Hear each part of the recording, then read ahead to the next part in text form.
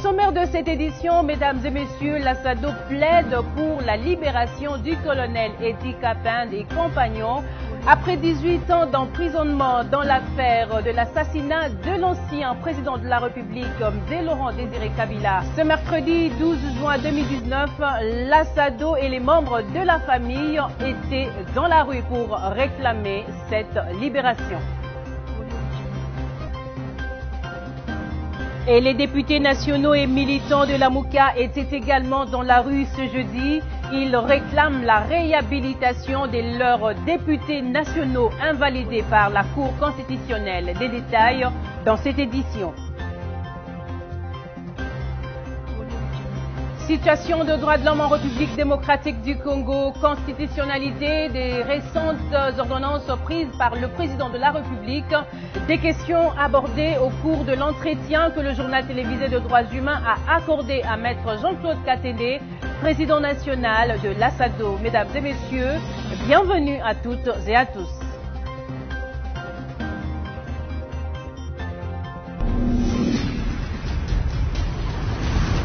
Où que vous soyez, qui que vous soyez, de Haru à Mwanda, de Buta à Kasumbalesa, nous avons fait du Congo une petite ville. Avec 2 appareils à la pointe de la technologie et nos équipes hautement qualifiées, la sécurité, les conforts, la ponctualité, rien à nous reprocher. Avec de prix imbattables et hors concurrence, Congo Airways vous rassure. Après Johannesburg, Douala, Cotonou pour 2018, Abidjan, Libreville, Bujumbura, Nairobi pour 2019. Pour toute assistance, contactez-nous au plus 243 81 55 55 869 plus 243 99 60 10 660. Notre site web www.congoairways.com. Le plaisir de voyager. C'est un réel plaisir, mesdames et messieurs, de vous présenter cette édition consacrée aux questions de droits humains. Amis téléspectateurs, ouvrons cette édition par cette information qui nous vient du Palais. Le tribunal de paix de Kinshasa-Matete a vécu une toute autre ambiance jeudi dernier dans l'affaire qui oppose le député provincial Gérard Mulumba Nkongolo, partie citante, à maître Guy Pascal Ngoma Panzou, partie citée. L'élu de l'Imété, Gérard Mulumba Dijekoko, poursuit l'avocat du barreau de Kinshasa-Matete, Guy Pascal Ngoma, pour dénonciation calomnieuse et imputation dommageable. À l'audience du jour, le débat a tourné sur la saisine du tribunal. Le cité, maître Guy Pascal Ngoma, assisté de plus de 40 avocats, a demandé au tribunal de se déclarer non saisi au motif que l'exploit serait irrégulier. Une exception rejetée par le citant Gekoko Mulumba. Le tribunal, après avoir entendu toutes les parties sur le débat qui a tourné autour de l'article 56 du Code de la famille, s'est déclaré valablement saisi. Mécontent de cette décision, le cité a fait acter un appel sur le banc. Les moments forts de cette audience avec Merlin Kamalandoa. Assis ou à 4, avec l'expérience qu'a la partie à droite d'une vingtaine d'années, on n'a pas pu déceler en 4 avocats les questions de droit qui sont posées. Ça ne m'étonne pas. Quand on a fait une année, ces genres de débats, on ne les maîtrise pas. Moi, je n'ai jamais dit que j'avais fait 20 ans. Je n'ai jamais dit ça. Non, non. C'est une audience qui se déroule sous haute tension. Le tribunal de paix de Kinshasa-Matete appelé à trancher 2 dossiers opposant les mêmes parties, l'un sous RP 33-168 sur la citation directe de la partie citante, le député provincial Gérard Mulumba Kongolo à Kongolo, qui poursuit l'avocat du barreau de Kinshasa-Matete, Guy Pascal Ngoma Panzou, pour dénonciation calomnieuse et imputation dommageable. L'autre, sous RP 33-163, sous la citation à prévenu, où le ministère public et la partie civile Kongolo à Kongolo Gérard poursuivent le prévenu, maître Guy Pascal Ngoma, pour les mêmes faits.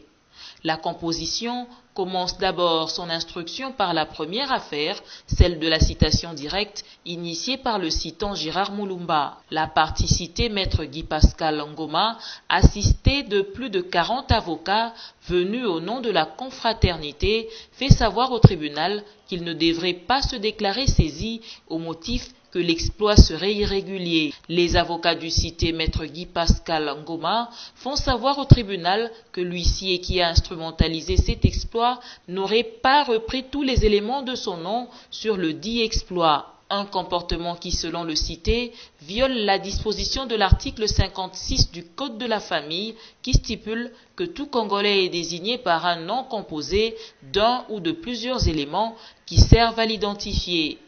Il demande donc au tribunal de déclarer cet exploit nul car ayant été instrumentalisé par une personne inexistante.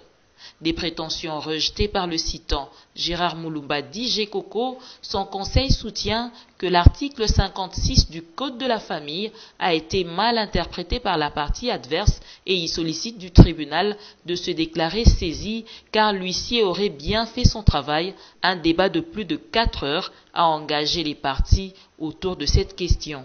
Au jour d'aujourd'hui, parce que ce Mokomba-là, nous avons vérifié, ce Mokomba n'existe pas au tripé. Mais ce Mokomba-là n'existe pas. Ça nous met dans l'impossibilité manifeste d'agir en justice contre l'huissier qui a posé ces actes-là. De sorte que vous remarquerez que le préjudice est énorme pour nous. Il y a un énorme préjudice. De sorte que vous ne pouvez pas laisser faire cet élément. Lorsque l'intelligence de la loi vous dit l'ordre des éléments du nom est immuable, si la loi interdit qu'on intervertisse l'ordre, a fortiori lorsqu'on fait tomber certains éléments, vous pensez-vous que le nom dont parlait Bompaka, institution de police, serait toujours le même lorsque on fait éluder un certain nombre d'éléments? Est-ce que le fait d'avoir un seul nom, un seul élément du nom constitue une violation? Je suis au premier paragraphe. Et voilà, un nombre si considérable ici que vous voyez ne puisse pas être attentif à ça. Un ou plusieurs éléments. Donc, Makomba était un élément. Est-ce que c'est difficile en plein midi de comprendre cette discussion? Et je crois qu'en sortant de cette salle, ils ne vont plus répéter ces choses. Après ce débat, le ministère public, dans son avis, sollicite du tribunal de se déclarer valablement saisi au motif que l'exploit est régulier. Après avoir entendu toutes les parties, le tribunal se fonde sur les dispositions des articles 57 et 58 du Code de procédure pénale, rend sa décision et se déclare valablement saisi. Et pour le tribunal, c'est basant sur le principe, un principe général de droit qui veut que celui qui allègue le fait d'en apporter le preuve, le tribunal dira recevable cette exception est non fondée. Et partant de cela, confirmera sa saisine et invite les parties à pouvoir instruire. Mécontent de cette décision, le cité Maître Guy Pascal Ngoma interjette appel sur le banc. Au regard de cette décision qui ne rencontre pas la philosophie même des dispositions qui ont été développées par mes brillants conseils, je relève appel. Le tribunal appelle la deuxième affaire opposant toujours les mêmes parties avec les mêmes faits, cette fois-ci sous l'action du ministère public. Avant même de poursuivre la vérification sur l'état de la procédure, les avocats de la partie prévenue, Maître Guy Pascal Ngoma Panzou, sollicitent de la composition de se déporter au motif qu'ils auraient déjà donné leur avis dans l'affaire précédente. Une demande rejetée par le conseil de la partie civile Gekoko Moulumba, ce qui suscite un autre débat. Lorsqu'on recourt à vous solliciter le déport, Madame la Présidente, nous ne voulons pas vous donner une injonction que vous puissiez vous déporter parce que nous savons que c'est une décision personnelle que vous allez prendre. Mais c'est par élégance tirée de la pratique judiciaire depuis un temps, depuis toujours. Ils sont en train de solliciter de votre dit le tribunal du déport. Alors que ce qu'ils sont en train de faire, c'est la récusation. Parce qu'on ne peut pas solliciter les déports. La loi n'a pas prévu qu'une partie vienne solliciter les déports. La composition décide finalement de se déporter. Et par rapport à ça, la présidente de la Chambre et le juge secrétaire qui se déporte. Retenez qu'au nombre des collectifs d'avocats qui ont assisté le cité Maître Guy Pascal Ngoma figure l'Union des jeunes avocats du barreau de Kinshasa Matete. Dossier à suivre. Mesdames et messieurs, vous avez suivi dans cette affaire les juges qui se sont déportés, une procédure différente de la récusation et de la suspicion. Alors qu'est-ce que cela signifie exactement? La réponse, c'est tout de suite avec le juge Piero Bakenge du tribunal de grande instance de la Gombe.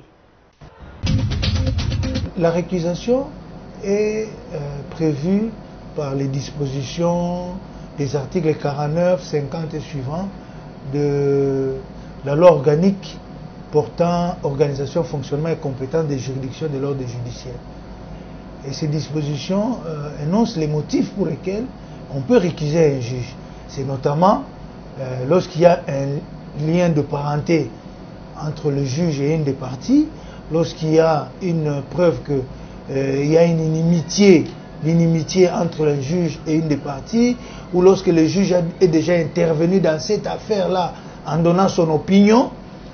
Alors, toutes ces raisons-là peuvent faire qu'une des parties estime que ce juge-là ne peut pas en toute indépendance juger son affaire et demande qu'il soit déchargé. Qu'à sa place soit désigné un autre juge.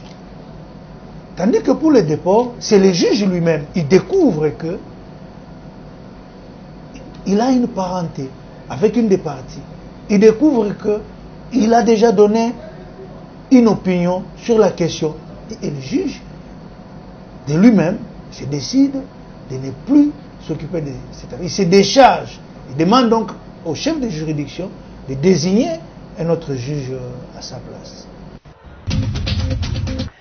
Et dans un autre chapitre, amis téléspectateurs, affaire Eddie Capin des compagnons, la SADO et les membres des familles et d'autres Congolais étaient dans la rue le mercredi 12 juin 2019 pour réclamer leur libération. Jean-Claude Katende plaide pour une justice équitable dans cette affaire liée justement à l'assassinat de l'ancien président de la République, Mzee Laurent Désiré Kabila. Ness Lutete pour la suite. C'est une marche pacifique organisée par la SADO pour réclamer justice et libération du colonel Eddie Capin des compagnons. De l'avenue Assosa au boulevard Triomphal, la marche avait pour chute la cité de l'Union africaine où le dépôt du mémorandum allait être déposé. Mais c'est devant le palais du peuple que la foule s'est vue interdite le passage par les agents de l'ordre. D'où cette contrainte pour la foule de retourner au siège de la SADO. Jean-Claude Katende circonscrit ici le but de cette marche pacifique. Je suis content du fait qu'aujourd'hui, le monde entier sait qu'il y a un problème en République démocratique du Congo, qu'il y a des personnes qui ont été condamnées injustement et qui continuent à être détenues en prison injustement. Et nous demandons tout simplement qu'on les libère parce que c'est leur droit. Dans la foule, les membres de famille des prisonniers, entre autres l'épouse du colonel Eddie Capende. Chantal Capende n'a pas d'autre mot que de demander la libération de son mari qui est en détention il y a de cela 18 ans. Ça, c'est une marche dans laquelle on ne fait pas de troubles, une marche de paix. Nous réclamons que la libération de nos maris sans faire beaucoup de tapage. Stéphane Keza, juriste et congolais intéressé par cette cause, revient quant à lui sur la décision même ayant conduit à la condamnation du colonel Eddie Capin et compagnons. Le juge, n'est-ce pas, le président de la Chambre qui a condamné ceux pour qui nous nous sommes retrouvés en ces lieux, les documents sont là qui attestent. Le président disait, après condamnation, que ce procès n'est pas terminé. Les enquêtes continuent. Ça, c'est quand même sur le plan judiciaire, c'est quand même grave. Pour rappel, Eddie Capin des compagnons croupissent en prison dans les dossiers ayant trait à l'assassinat de l'ancien président de la République, Mzee Laurent Désiré Kabila. Il s'y est de signaler que 10 de ces prisonniers ont déjà trouvé la mort à la prison centrale de Makala. Bien qu'ayant été empêchés par la police, une autre marche pacifique est prévue dans 2 semaines. D'une marche à une autre, cette fois-là, c'est avec cette marche des députés nationaux et militants de la Mouka qui ont déposé un mémorandum à la Cour constitutionnelle demandant la réhabilitation de leurs fonctions de députés nationaux. Ils l'ont fait après une marche qui est partie du Palais du Peuple jusqu'au siège de cette haute juridiction. Pour la suite, Nadia Mabonso. 23 députés nationaux Lamouka ne siégeront plus à l'Assemblée nationale. Ils ont été invalidés par la Cour constitutionnelle il y a peu. Pour le clan Lamouka, cette pilule amère ne passera pas. Ces élus du peuple doivent être réhabilités. Cette famille politique a déposé un mémo ce jeudi à la Cour constitutionnelle au terme d'une marche partie du Palais du Peuple en passant par l'avenue 24 novembre. Dans la foule, les partisans de la Mouka et leurs députés. Nous condamnons avec la dernière énergie cette espèce de coup d'État qu'on est en train de faire contre les souverains primaires, contre la population qui a la souveraineté, qui a le dernier pouvoir, qui a le dernier mot dans ce pays. Non à l'invalidation des élus de la Mouka. La Mouka considère que ces élus invalidés méritaient de figurer sur la liste finale, convaincus qu'ils ont réellement été élus. Cette famille politique n'a qu'un seul vœu, voir ces députés invalidés retrouver leur place à l'hémicycle, estimant qu'ils ont été remplacés injustement. L'actualité des droits humains, c'est aussi cette célébration internationale. Il s'agit évidemment de cette célébration sur la sensibilisation à l'albinisme. Toujours la tête haute, tel est le thème retenu de cette année de la Journée internationale de sensibilisation à l'albinisme, commémorée le 13 juin de chaque année. À cette occasion, une activité a été organisée par le Bureau conjoint des Nations Unies aux droits de l'homme au Cercle Le Gourmand dans la commune de La Gombe. Et cette célébration a connu la participation des ministres des Affaires sociales, mais aussi des droits humains. C'est une célébration toute particulière qui a connu la présence des ministres des Affaires sociales, des droits humains et du directeur du Bureau conjoint des Nations Unies aux droits de l'homme en RDC. Cette activité a été organisée à l'occasion de la Journée internationale de sensibilisation à l'albinisme, célébrée cette année sous le thème « Toujours la tête haute ». Ces trois personnalités se sont engagées à lutter et protéger les albinos, sujets de discrimination dans la société. Le Bureau conjoint des Nations Unies aux droits de l'homme, qui s'est plongé dans cette lutte à travers la campagne « Changeons de regard, l'albinisme n'est pas contagieux », tient à remettre les albinos dans leurs droits comme tout être humain, conformément à l'article 2 de la Déclaration universelle des droits de l'homme. Il est important de dénoncer les comportements et attitudes qui persistent au sein de nos familles et de nos sociétés vis-à-vis des personnes souffrant d'albinisme qui sont victimes de nombreuses formes de discrimination dans le monde.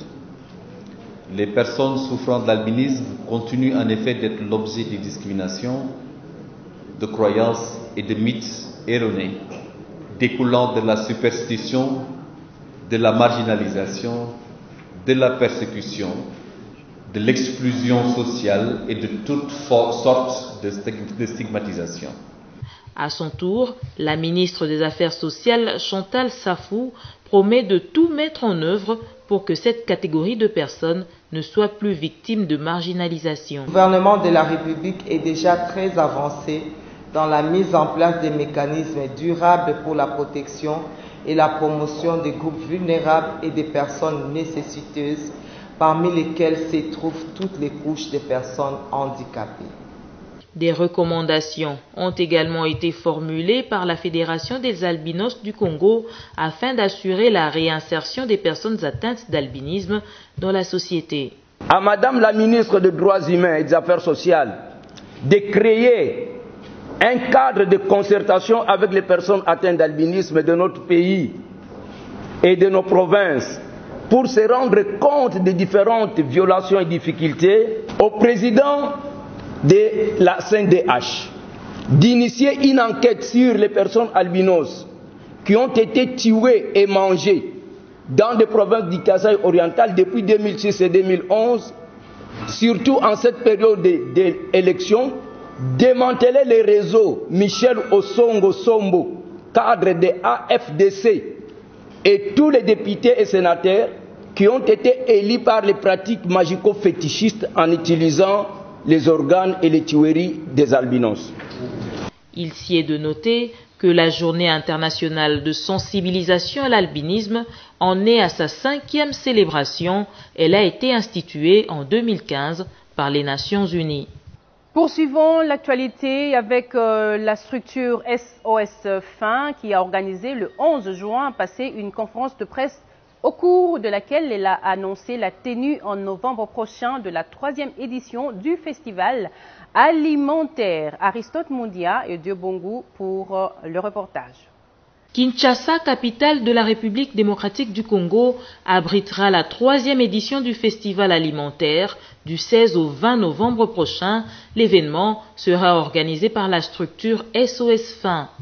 Au programme, un concours de films de poche est prévu. Ces courts-métrages devront aborder l'un des 3 thèmes choisis, à savoir la problématique d'une alimentation saine en RDC, pour la dignité du pays, je m'engage, l'agriculture familiale paysanne peut-elle nourrir la RDC? Un concours de films qui s'adresse essentiellement à la jeunesse quinoise, ça concerne d'abord Kinshasa, la jeunesse quinoise qui puisse essayer de jeter les projecteurs sur les problématiques rencontres dans le domaine de l'alimentation et de l'agriculture, du moins à l'échelle de Kinshasa. Il faudra remplir quelques conditions pour prendre part au concours. L'âge requis pour les candidats varie entre 18 et 30 ans. La représentante de SOS Faim précise. La condition principale, c'est d'être âgé, d'être dans la tranche d'âge de 18 à 30 ans, donc un jeune. Ça s'adresse essentiellement à la jeunesse. Et c'est là vraiment la principale condition pour pouvoir participer à ces courts-métrages, à ces concours plutôt de films. Après Kinshasa, le dit festival sera également organisé dans d'autres provinces du pays. Les gagnants auront droit à plusieurs prix, notamment des drones, des téléphones iPhone pour les 3 premiers. Mesdames et messieurs, nous vous avons annoncé dans le sommaire que nous allons avoir un entretien avec Jean-Claude Katende, président national de l'ASADO. Je vous laisse cet entretien et je vous retrouve juste après cet élément.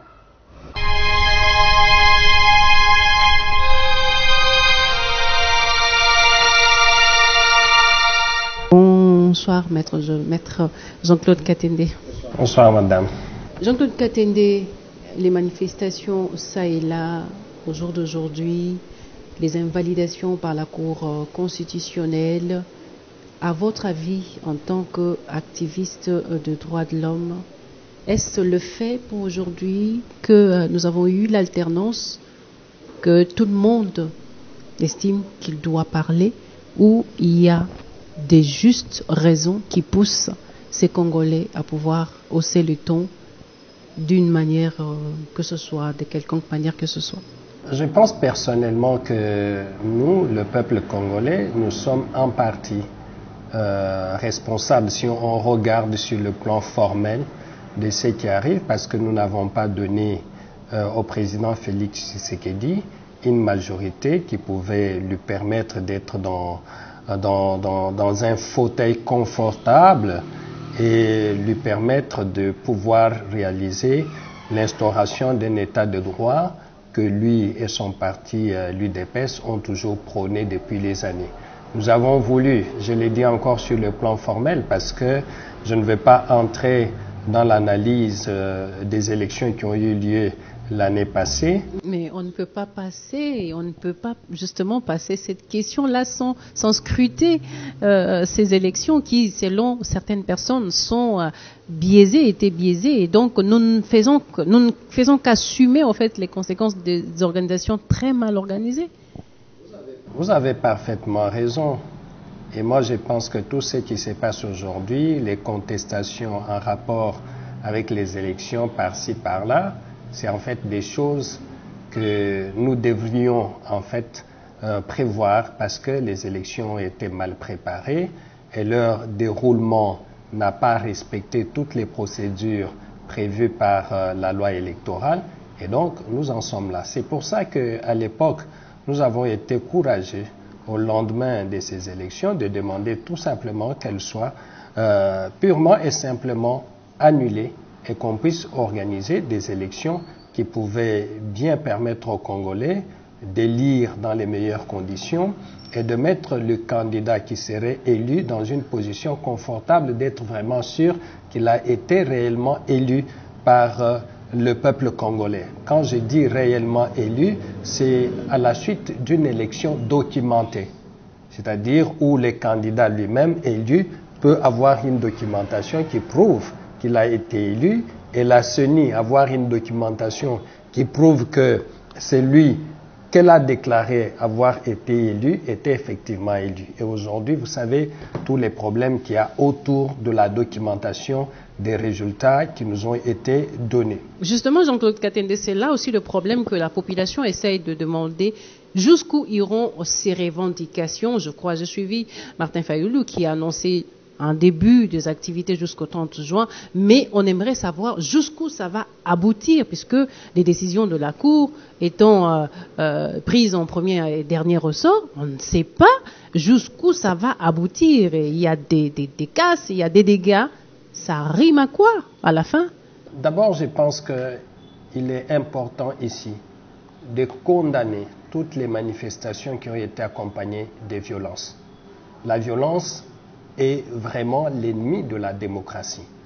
Vous savez que tous les problèmes, en partie, sont partis de ce qui s'est passé à l'Assemblée nationale concernant les débats sur les ordonnances du président de la République. Le fait qu'on l'ait fait, nous estimons qu'on a l'Assemblée nationale a violé des attributions qui ne lui appartiennent pas. Parce qu'elle n'a pas pour mandat d'examiner la conformité des lois ni des actes administratifs par rapport à la Constitution. Ce n'est pas son rôle. Elle n'a pas non plus un rôle d'annuler les actes du président de la République. Même quand bien même cela s'avérerait vrai que les actes sont inconstitutionnels, Jean-Claude Katende, tous sont gardiens, on est républicains. Non, nous sommes dans une république, nous ne sommes pas dans une jungle où l'Assemblée nationale peut se réveiller du jour au lendemain et dire « moi maintenant je deviens juge pour rendre des arrêts ou des jugements ». Non, l'activité parlementaire est encadrée par les lois. Et donc il est important que quand, par exemple, l'Assemblée nationale constate que certaines lois ou certains actes des autorités ne sont pas conformes à la loi, la présidente de l'Assemblée, conformément à notre Constitution, elle est l'une des personnes à qui la Constitution a donné la possibilité de saisir. D'aucuns parlent de l'amateurisme, où c'est fait à dessein, ou même certaines personnes pensent que c'est de l'amateurisme pur et simple à la tête de cette institution. Personnellement, je pense que c'est un coup préparé.